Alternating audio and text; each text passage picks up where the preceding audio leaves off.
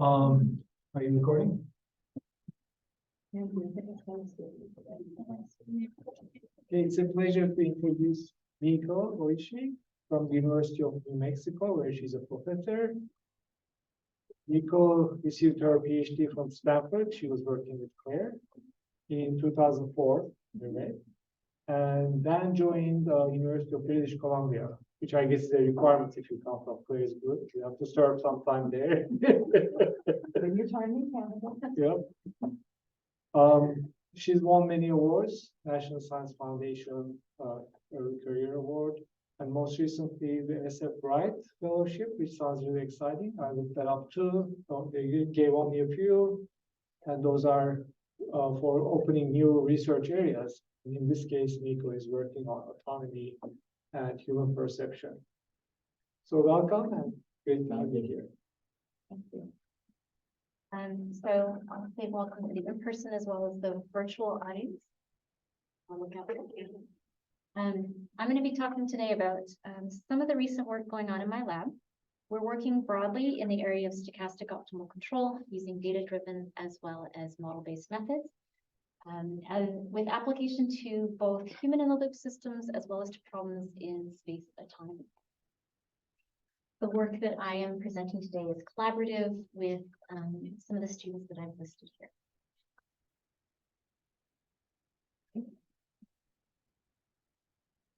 So human-centric control has been of great interest for a really long time. There are some very difficult and challenging problems that nobody has really been able to overcome. I'm hearing a slight echo. Are you hearing? Is there anything? It may be your computer. Everyone's speakers should be quiet. I'm going to maybe leave the computer audio since you don't mind. Just reduce the chances. I don't hear the echo, but you're probably, it might be at your computer. Is it your speakers? I just, There There we go. okay. So a lot of work has been done to try to ascertain how to have the human and the automation interact effectively in these systems, ideally in a manner that is amenable to how humans actually operate. And this goes back a long way. Fitts in 1951 created what is now known as the Fitts MABA list, men are better at and machines are better at, where he was essentially trying to ascertain how to allocate functions between the human and the autonomous element of the systems based on where he thought innate skills would lie.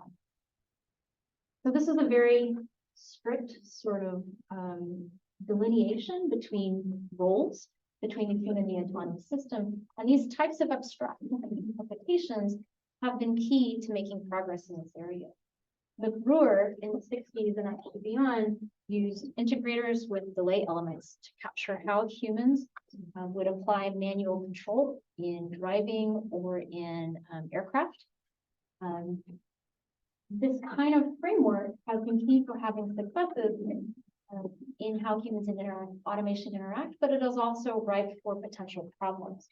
And many of the state-of-the-art systems that exist today build upon these kinds of frameworks, particularly in domains such as aircraft, where there is legacy design.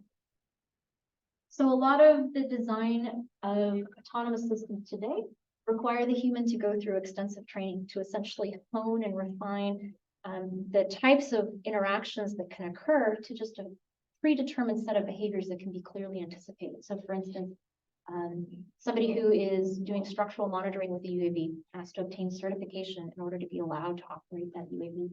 Similarly with SCADA operators or nurses who are interacting with drug delivery devices that require extensive training. So these are all efforts to try to simplify how the human behaves and how they interact with the system so that control is made an easier task by narrowing what the human can do, limiting their objectives, having these static roles and very, very simplified abstractions.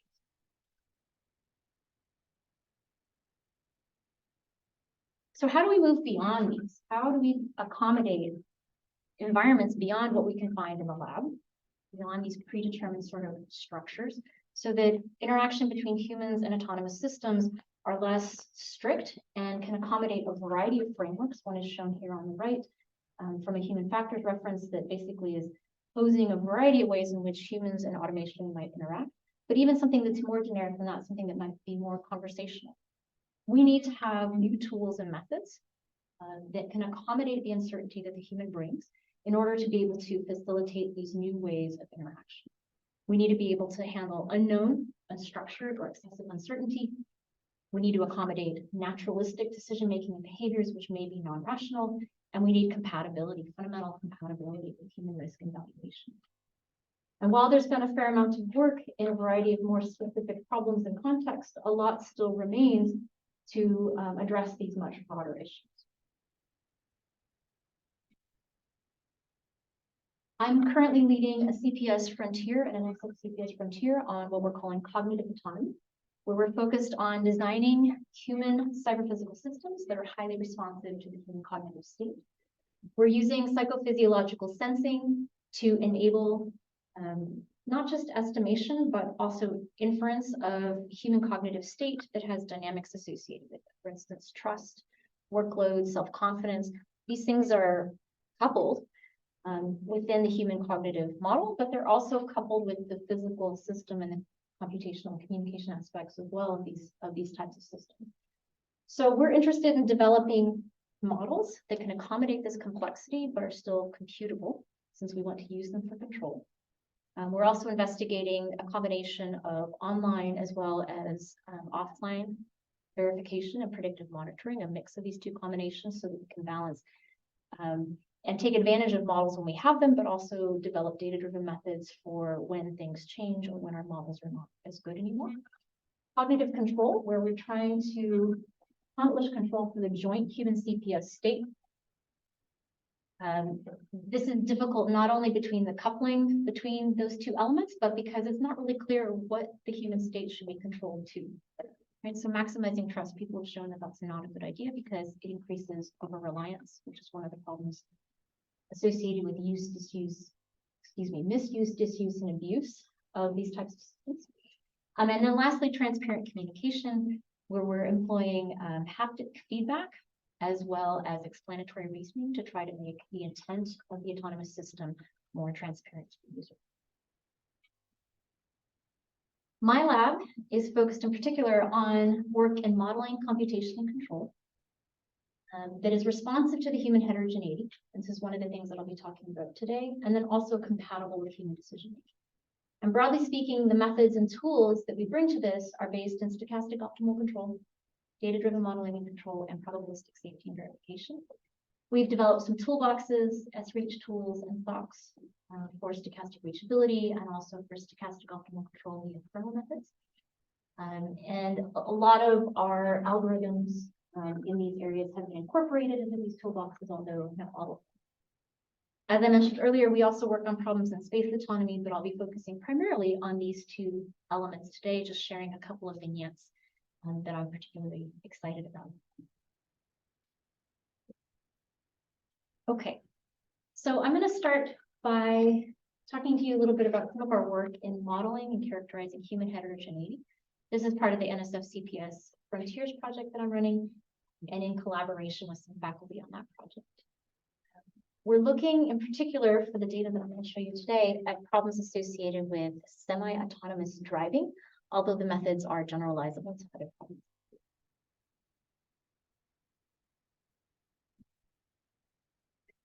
So the first problem I wanted to bring up is characterizing driver heterogeneity. So what differences exist amongst drivers? And in particular, we're looking at a problem associated with mind wandering. So this is when you're no longer paying attention.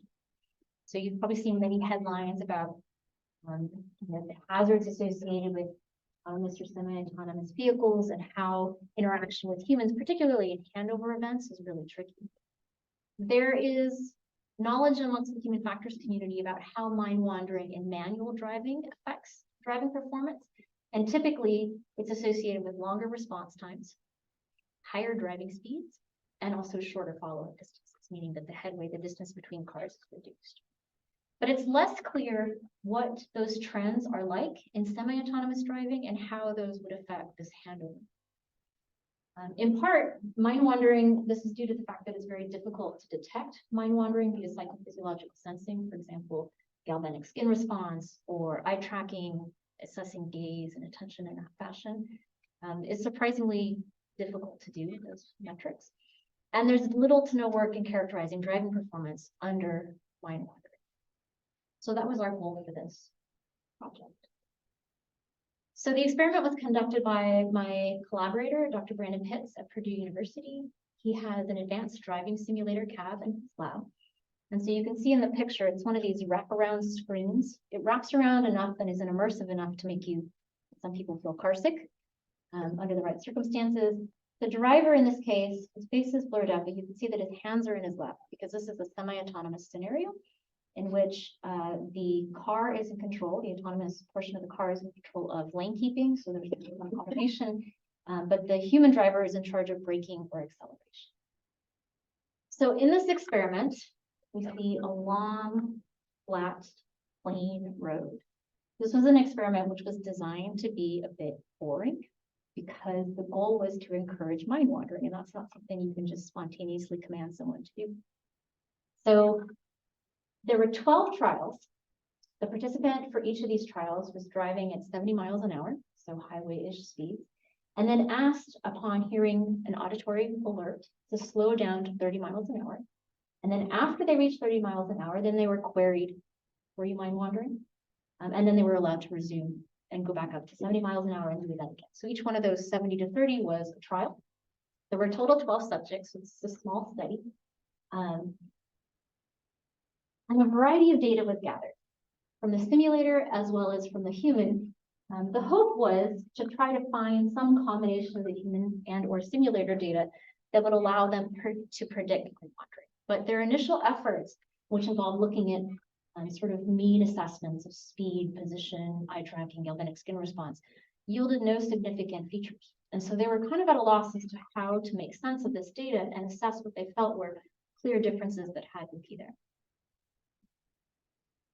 So we decided to pose this as a stochastic reachability problem, where the goal was to figure out what is the likelihood for a given subject, a given driver, of reaching 30 miles an hour from some initial speed.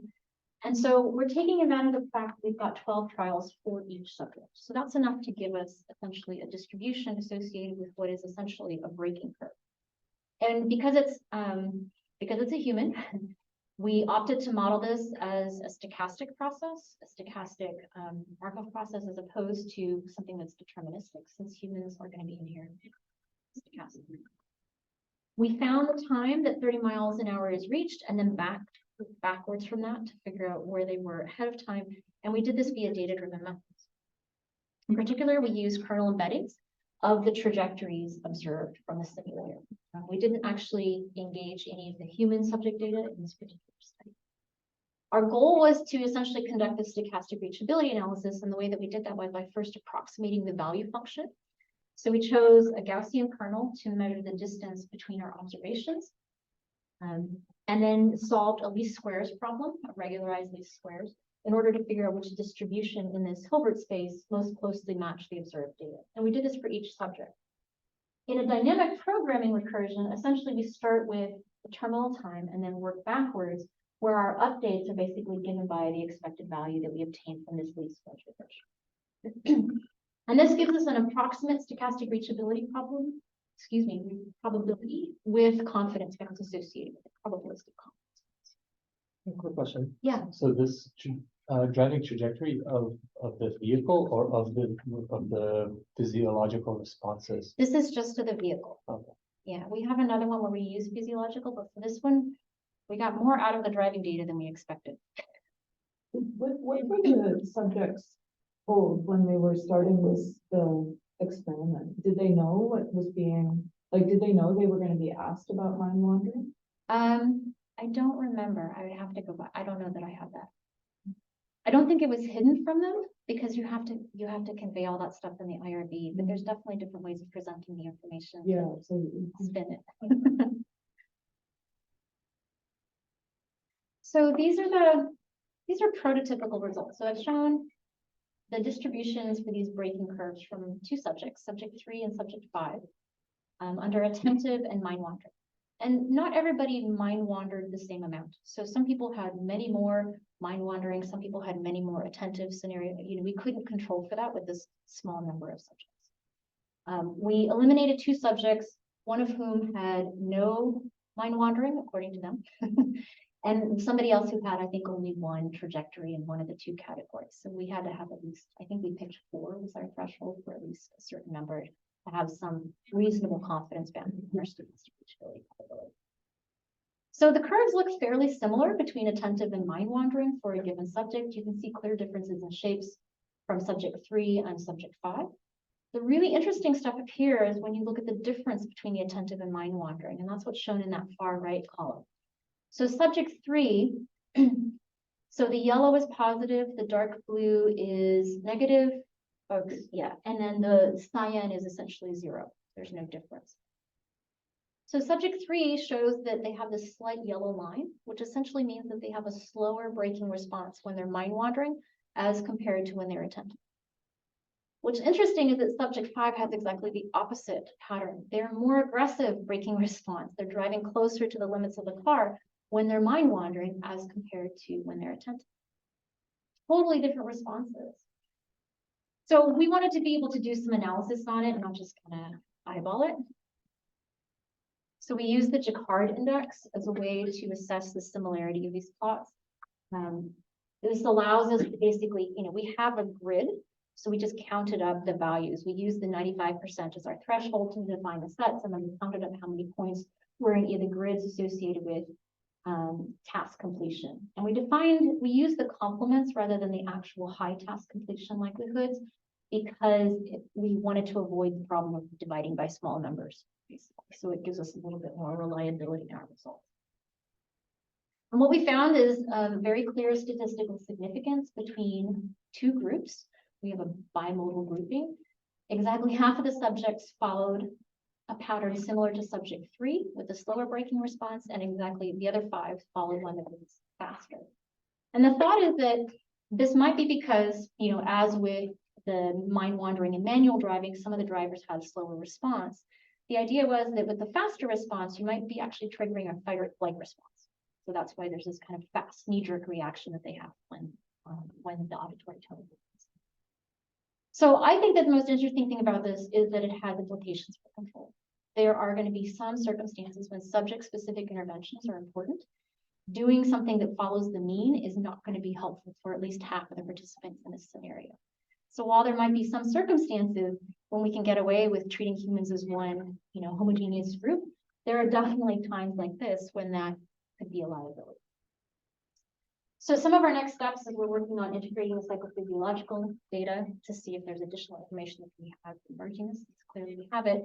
And then obviously being able to distinguish mind wandering from attentive driving would be necessary if you're going to follow up with actual interventions. We have to know which camp this person belongs in order to be able to apply the right intervention.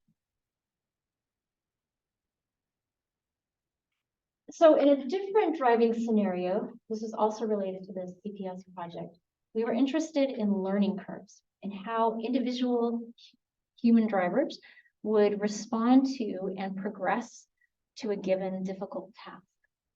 And so the task, I'm sorry it's hard to see, is essentially a very difficult driving task. They're driving one-handed with their non-dominant hand in poor lighting, this residential road that kind of winds around according to the plot on the bottom right. And there's an obstacle that's been placed, it's a tire in the middle of the road or in the middle of their lane around a blind corner. So a difficult task. I can show a video, I'm sure how much it's visible, of one subject's.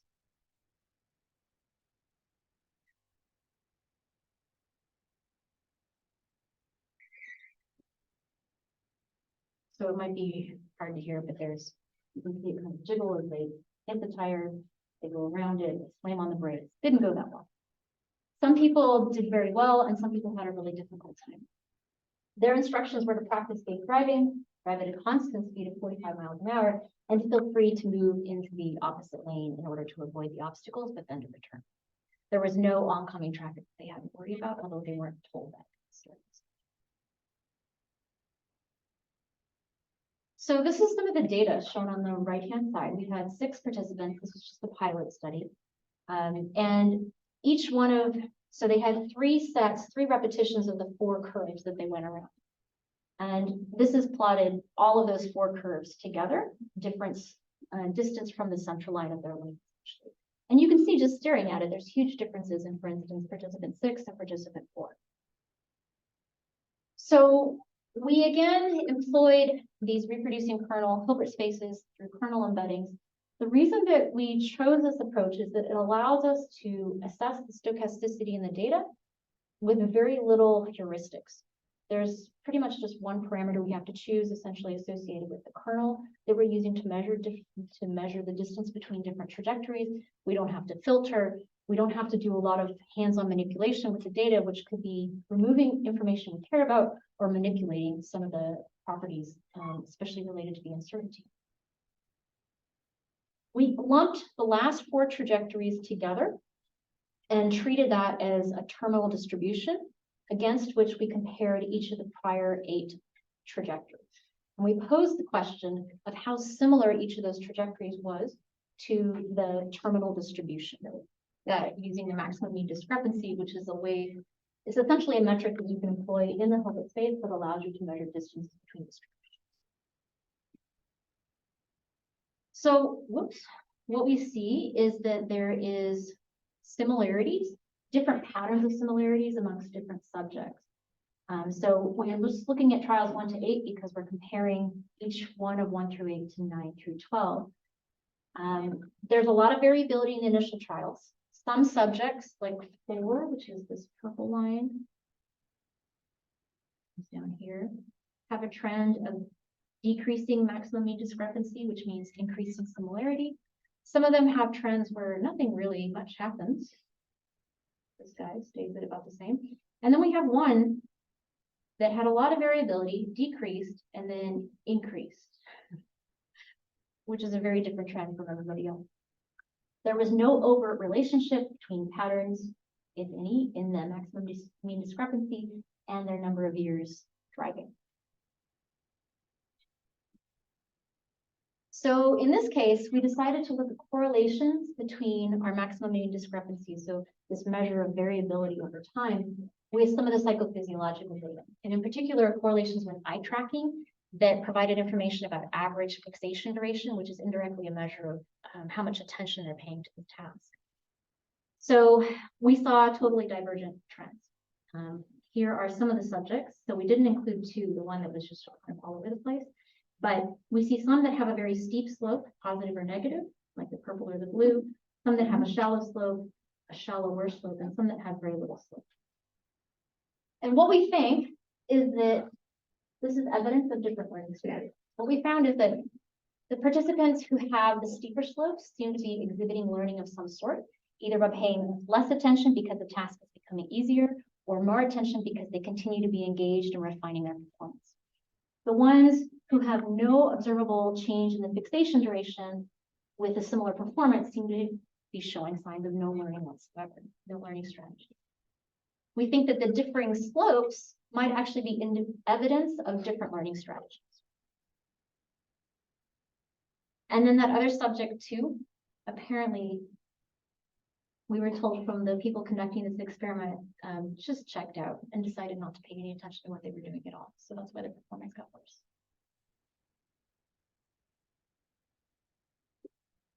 Okay, so where we're going with this next.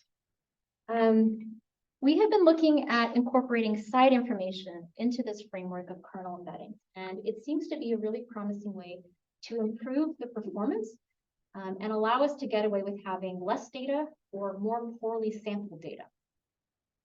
So the idea is that instead of just doing this blind least squares regression, you bias it with information that you have ahead of time about some model, right? So that's indicated by the tilde. And the model doesn't even have to be very good. Here, we've got a spring mass damper system. And in this case, we're looking at the ability to predict where the next state will be given information about the current state. So it's just a state prediction. That's what each one of those dots are. So we have our dynamical model, a spring mass damper system with no damper. So it's just oscillating. That's the gray line. And then for each one of these plots, we have the data that we used, shown here in these gray dots. Here, we're just sampling from this one quadrant. We don't have that much compared to this one where we have a lot from that one quadrant. The blue is the standard RKHS that's data-driven, and then the green is the one that incorporates the bias based on this model of an undamped oscillator. And so even though it's undamped, it still gives you some indication as to what's happening. And so you can do things like in the top left, have very little data from a very narrow portion of the state space, and yet it has clear improvements over how it works. So I think this is something to incorporate into our use of these kernel distribution embeddings, because we have R. We know that there's physics. We know that there's a dynamical model, even if it doesn't have accurate coefficients of friction. Some model, maybe even a kinematic vehicle, would be enough to help account for processes we already know to be true. The other thing we're looking at right now is a more detailed study of these learning stages using an Amazon Turk experiment that allows us to gather large amounts of data offline, and then an in-person experiment that allows us to tailor it based on what we learned through Amazon Turk. So an increased number of subjects to characterize and detect learning stages. Okay. So for those riders, what kind of model might you think about using? Like, how might you embed, what kind of dynamics? So I'm hoping that we don't have to deal with the human, because I don't want to have to model the dynamics of the human. I'd rather be hands-off and not impart that kind of bias. But the car, we should be able to model the car. Just the motion? Yeah, and same with the quadrotor. We have some basic model, even if it's not perfect. I think that if you had something like an unstable oscillator, it probably would make things worse, right? But it seems like the bar is pretty low in terms, at least for some of these systems that we're looking at, in terms of having, you know, a model that's barely accurate. Yeah. Which is nice. Yeah. I have a question back with your like mind wandering Yeah. study.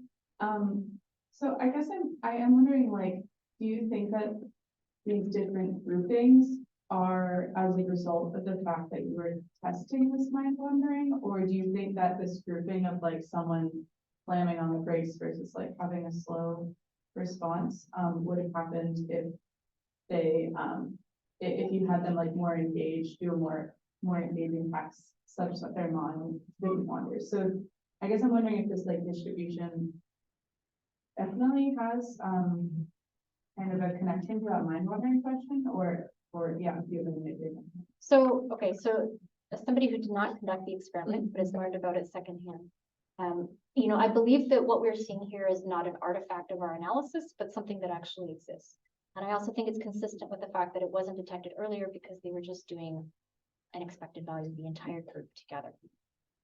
So I think for your question about the nature of the mind wandering, right? So one of the things that would probably need to be done to make this more rigorous is increase the number of subjects, for sure. But also probably, you know, if you had different tasks, you know, if you had somebody who was intentionally reading or something like that, you might have different issues. I don't even know if how they would classify that on mind wandering versus attentiveness, because you're attentive, you're just attentive to something else. So I would have to leave that to the human factors people to describe. But I think what we're seeing is real for the small subject experiment that we had access to here. Okay. So in this next portion, I wanted to talk a little bit about some of our work for computation and control for human decision. And there's two problems that I wanted to go into. The first is this idea of blameless. So for control, we're interested here in trying to come up with ways to create systems that are going to be compatible a priori with human decision. We were motivated in particular by a sailor overboard scenario. A picture is shown there on the bottom right. This is actually from the British Air Force, I believe, or Naval Service. I don't know, I don't remember, where they are actually purchasing UAVs to address this problem amongst others. The idea is that if you are on a ship out at sea, you have a variety of constraints. And if you had a UAV that is supposed to help under situations, emergency situations, say you have sailors overboard and you have equipment overboard. If you had a UAV that was supposed to help with this rescue operation and chose to rescue the equipment and let the sailors drown, that would be considered blameworthy. That is not a UAV that you probably want to purchase or buy or use right now. So we wanted to think about how we could capture this notion of blameworthiness, where, you know, if the UAV rescued the sailors first, and then if it had time, went after the equipment, given that it has finite resources and isn't available and is impossible for it to rescue everyone, say for battery or other finite constraints, how do we capture this idea that there are prioritizations that humans place implicitly on things that the autonomous system needs to be compatible with? We're interested in scenarios in which not all constraints can be met implicitly. If you had all the resources in the world, this wouldn't be an interesting problem. So how do we capture this implicit ordering of priorities? Let me also mention, so this work that I'm presenting, this is a new collaborative effort with Professor Bechet Achimeze at UW and Professor Klaus Danielson at UNM. And the two students who worked on this, Natalia Paklasek and Sarah Lee, are both at University of Washington. So I want to be sure that they have credit for this work. So we're interested in capturing this implicit order of priorities in a way that allows us to design controllers even when constraints can't be met, but can be accomplished in a way that is compatible with these priorities. So blameworthiness in this case is violation of those priorities. So to construct a controller that's both optimal as well as free of blame, we first constructed prioritized safety sets, presuming that we have a known performance objective. So say we have a set of states, Z1, that capture those set of states for which we would say the humans are going to be safe. In this case, the helicopter is going to avoid and not land on the people. Okay. Infrastructure safety, the helicopter is not going to land on the roadway. Equipment safety, the helicopter might have to just land in the water, in which case it's going to be a loss. So how do we accommodate these kinds of sets? The first thing that we looked at for this problem, and I have to say a lot of the work for this was in coming up with this formulation. It took us a long time to figure out how to frame these things. But we constructed nested constraint sets. So we don't have ahead of time any known relationship between these sets. They could be anything, the Z1s, Z1, Z2, Z3.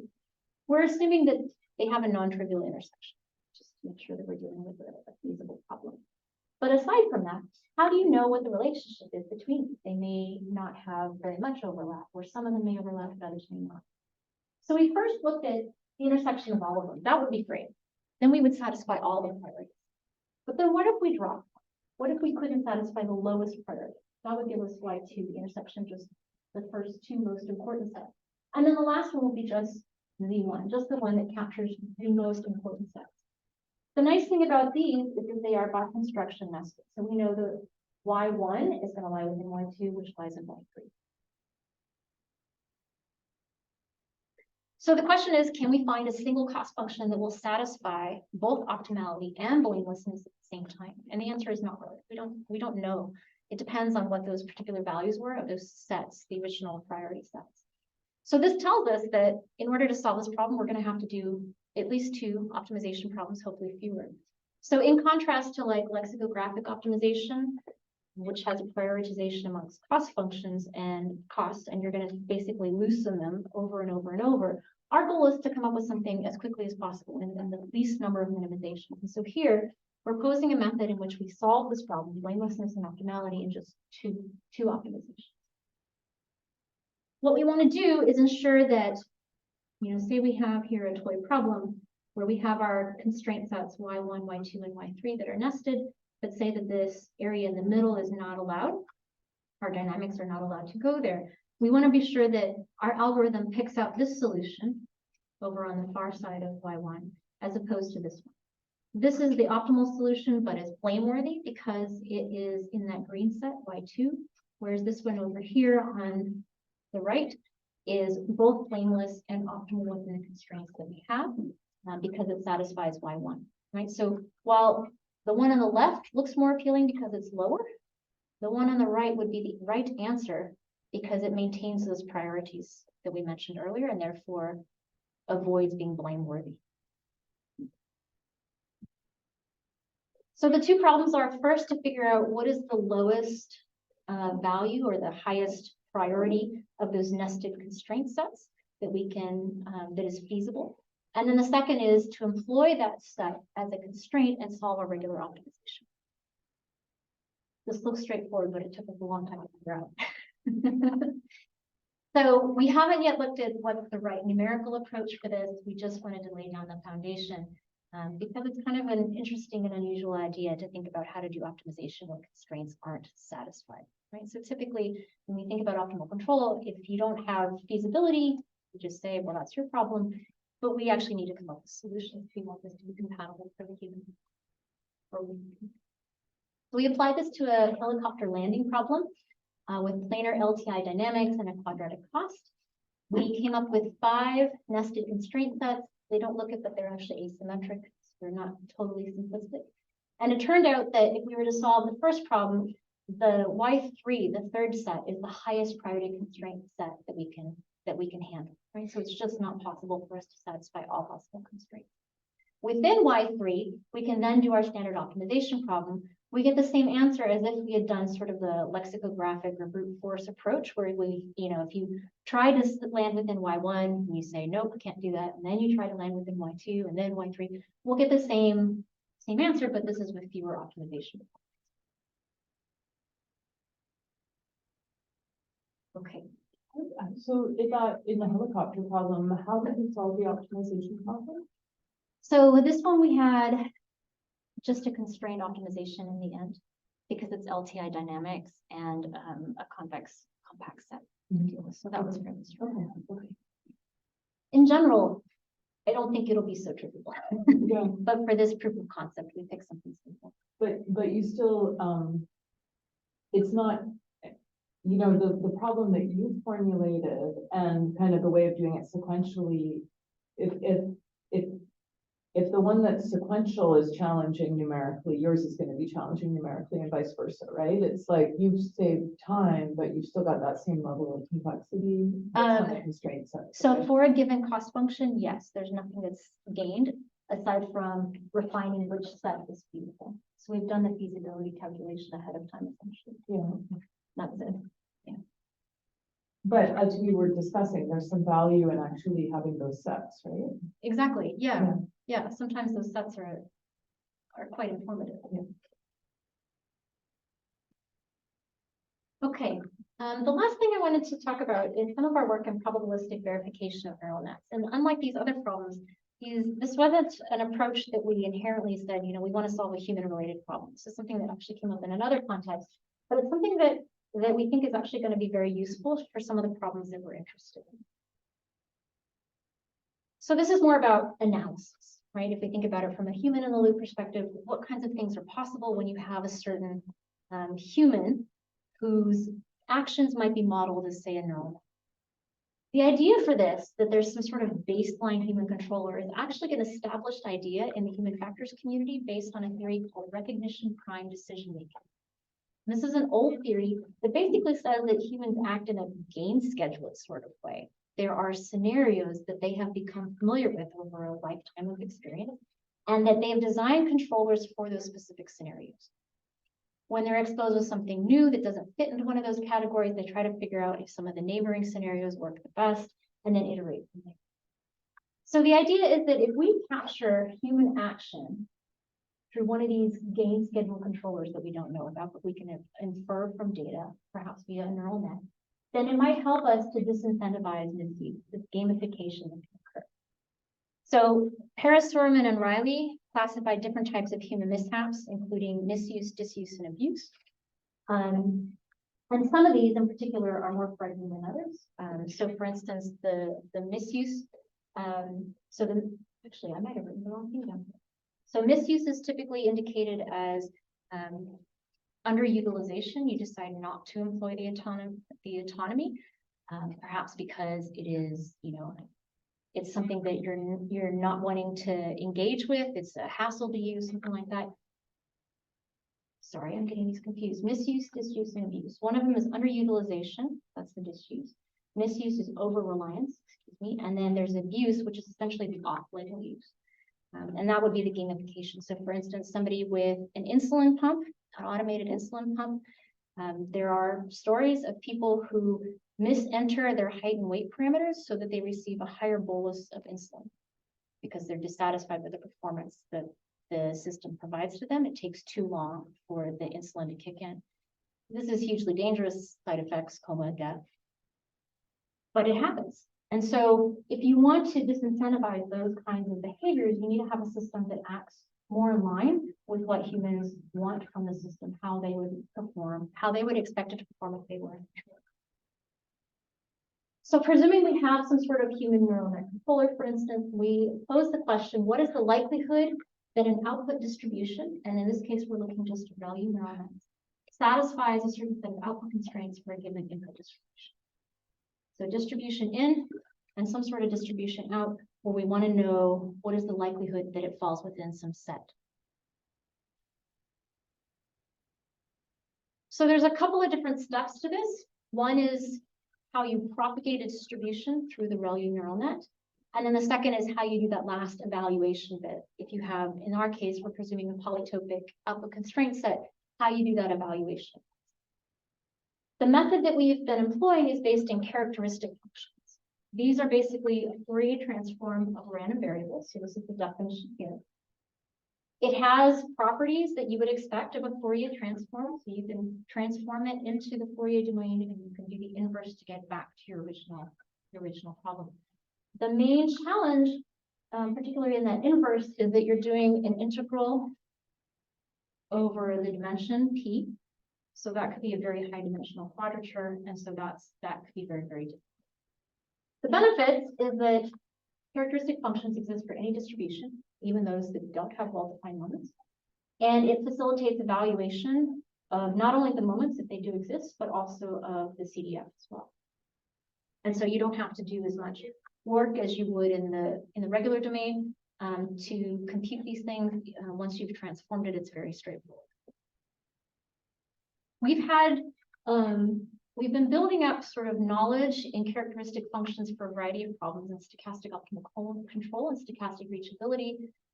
For stochastic reachability, by using characteristic functions as part of the machinery for calculation, we were able to transform a stochastic reachability problem with an open loop control, LTI dynamics, as well as log concave disturbance into a convex problem. And that was a really big result that allowed us to do a lot with stochastic reachability. There was only one quadrature that had to be done at the very end to transform that probability back, but it is an issue. It is non-trivial. You're going to be doing it a lot. For stochastic optimal control, we've been looking at a variety of problems, some with Gaussian, some with non-Gaussian distributions. We've been also looking at how to incorporate empirical characteristic functions, which are essentially built from observations of your distribution.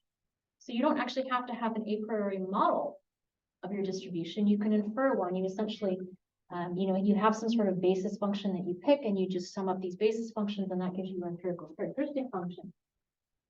The nice thing about this is we're able to get confidence bounds in our results. Not surprisingly, the more data you have about your unknown disturbance, the tighter bounds you can get, in this case, on your CDF, and therefore you get better confidence bounds on your overall result.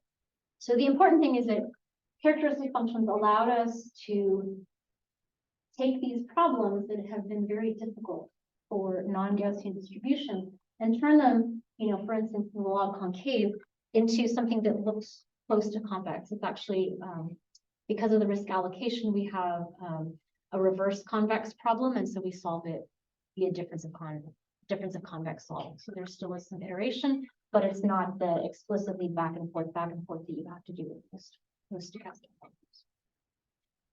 So building on this, we were thinking about how to use these characteristic functions to propagate a stochastic element, a distribution, through a ReLU neural net. And a lot of it hinges on our ability to handle the activation function because the linear parts are straightforward. Even if we don't know the distribution, once we have the characteristic function, it's not such a big deal. So it turns out that for a ReLU, we actually have an analytic expression. And that's really the saving grace for this first one. So we can do element-wise propagation simply by doing the algebraic accounting of the weighting and the bias in the neural net and propagating this characteristic function all the way through. And it turns out that that characteristic function, when you propagate it through the max function, actually gives you something that looks like it involves Hilbert transforms, which is nice because there's properties that we can take advantage of the Hilbert transform to aid us in that last stage of doing an inversion. The second portion, evaluating the likelihood that the distribution, falls within this polytopic output set, turns out can be reformulated as a chance constraint. And so that also allows us to avoid the quadrature problem. And it also involves the Hilbert transform as well. So this Hilbert transform is really key. The computational complexity for each neuron depends on the product of the number of grid points in the evaluation of the Hilbert transform and the number of frequency points in the evaluation of the characteristic function of the ReLU, since we don't have an analytic expression, but we're propagating this. So right now, we're looking at how to extend this to improve our ability to handle and propagate this Hilbert transform to evaluate it more efficiently. Because while this is good, and it allows us to do things that are not over approximations, there are some accuracy issues, particularly in deep networks. So here we did an empirical evaluation. On the top is a simple network, 1 layer, 2 inputs, 1 output, 10 neurons per layer. And you can see that the red and the black are very close here. The hidden layers, you can see there's some discrepancies. And then the output, we do have some difference. And this is essentially due to the numerical issues associated with evaluation of those Hilbert transforms. As we increase the number of layers and the number of neurons, so 2 inputs, 2 outputs, 50 neurons per layer, example, you can see that there's bigger discrepancies in this output layer. So things basically propagate. The errors add up as we go through the neural net. So really key to this is improving how we're doing that evaluation. And so that's something that we're looking at right now, namely by exploiting properties of the Hilbert transform. Can you characterize, like maybe a bound on that error so that you could maybe use it conservatively? We can, and even with this approach that we have right now, we can actually get a confidence bound. So we can specify for a given, fidelity of our sampling, how we want to do this. Yeah, and that's actually our key to this for the exploiting the properties as well, is basically choosing that sampling appropriately. So that's some of our work, and then closing the loop so that we can actually address some of these human in the loop problems or neural net controller problems as well, because I think beyond just verifying a neural net, you want to verify how it works in a dynamical system. And so if we take the brute force approach, basically appending the neural net to each state, you end up with a fairly large problem that you have to propagate through. And so we're looking at ways to think about being more clever in incorporating that, that extended state space and analyzing essentially when we might have forms that allow us to do things more efficiently. Okay. So I'll go ahead and offer up some conclusions. It's my opinion that human heterogeneity is important to account for in some applications. We may not need it in all, but there's going to be some where it's non-trivial, and it's important to develop ways of handling that. I don't think as a community that we figure that out for the heterogeneity or the variability. Changes across subjects or within subjects. Both of those are really challenging problems, and there's much to be done in developing methods and tools. Most everything that I presented today had linear dynamics, and I think we need to be able to handle much more complex scenarios with arbitrary disturbances to be able to truly get at some of these challenging problems in human in-the-loop systems. Second, we need to have solutions that are compatible with human decision-making. This includes solutions under infeasible constraints. And there's going to be circumstances where a single optimal solution may not be enough, where we need to provide more information about trade-off spaces or things like that that are more amenable to how humans actually make decisions, as opposed to giving them this black box, here's your solution, I'm done. Probabilistic verification of ReLU neural nets. Characteristic functions appear to be an interesting way to enable computation. They are not without challenges, particularly in that quadrature problem and working around it through evaluation of Hilbert transforms. And then being able to think about how to integrate this into more complex and realistic verification problems, such as closing. Okay, so I will close by acknowledging my collaborators as well as my funders, and I would be happy to take any questions.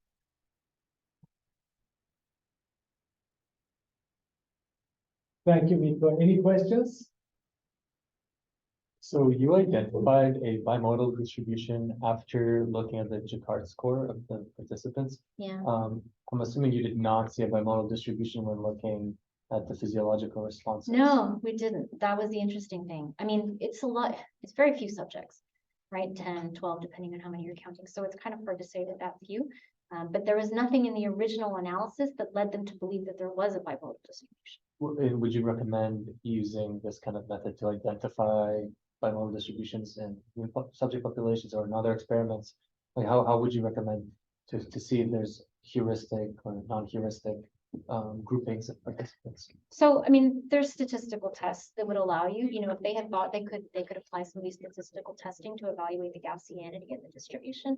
For us, I think the key was the fact that the driving data was so rich, right? Instead of abstracting away a lot of that information and coming up with a mean fixation, right? We're actually looking at how to evolve those trajectories. They had included information about the dynamics, but it was like the average time before you start to see breaking. Okay, so what does start to see breaking mean? You have to make a judgment call. Is it, you know, 0.01, 0.1, 0.3? So there's heuristics that end up messing with your results potentially, right? And so I think that's the danger with some of these analysis, you know, significance hacking, not that that's what they were doing, but that is always an issue with these kinds of human data things, right? So I like the kernel embeddings because it allowed us to minimize how much we touched the data. And because there was so much of it, it really worked to our advantage to be able to tease out that bimodal distribution existed. Yeah. Thanks for the great talk. In general, I'm interested in how sensitive the kernel embedding base approaches are to like the choice of kernel. Like also when you after you choose the kernel, there are like hyperparameters you can vary. Yes. So like yeah, like do you have what do you have to do to kind of choose the right kernel, I guess? Yeah, I mean, this is the weakness. You know, these kernel methods, they don't have as many parameters as many learning approaches, but they still have some. For the type of kernel, there are guidelines, right, as to which kernel is the right kernel for a given problem. And then for the Gaussian, which is kind of our default for a lot of things, it's, you know, it's the sigma, it's the variance parameter essentially.